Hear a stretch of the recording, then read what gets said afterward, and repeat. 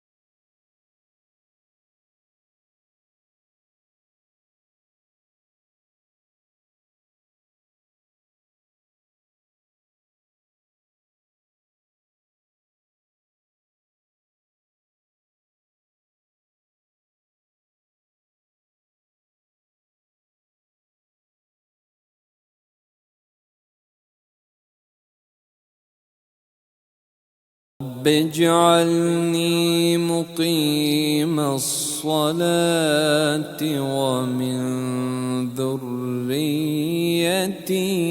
ربنا وتقبل دعاء.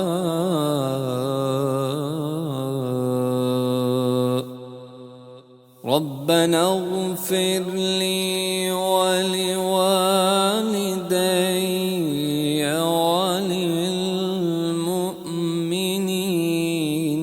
يوم يقوم الحساب.